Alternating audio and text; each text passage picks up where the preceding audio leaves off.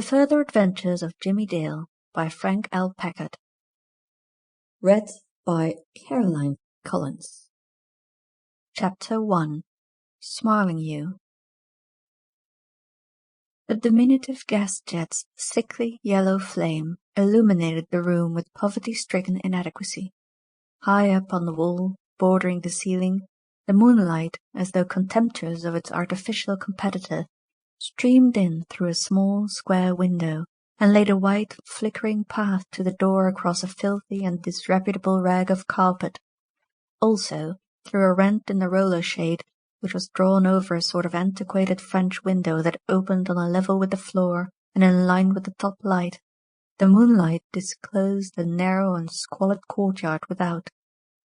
In one corner of the room stood a battered easel, while against the wall near it and upon the floor were a number of canvases of different sizes. A cot bed, unmade, its covers dirty and in disorder, occupied the wall space opposite the door. In the centre of the mean and uninviting apartment stood a table, its top littered with odds and ends, amongst which the remains of a meal, dishes and food, fraternized gregariously with a painter's palette, brushes and paint tubes. A chair or two, long since disabled, and a rickety washstand completed the appointments. The moonlight's path across the floor wavered suddenly. The door opened, was locked again, and with a quick, cat-like step, a man moved along the side of the wall where the shadows lay thickest near the door, dropped on his knees, and began to fumble hurriedly with the baseboard of the wall, pausing at every alternate second to listen intently. A minute passed.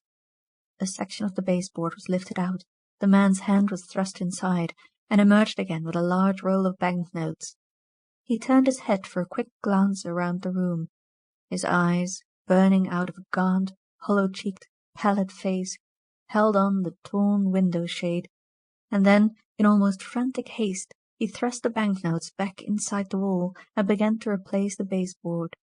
But it was not the window-shade, nor yet the courtyard without with which he was concerned.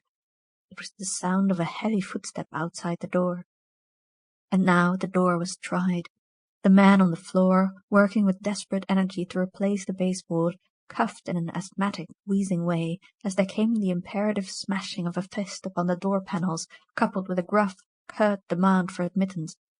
Again the man coughed, to drown perhaps a slight rasping sound as the baseboard slid back into place, and, rising to his feet, shuffled hastily to the door and unlocked it.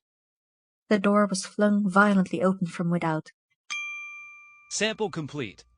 Ready to continue?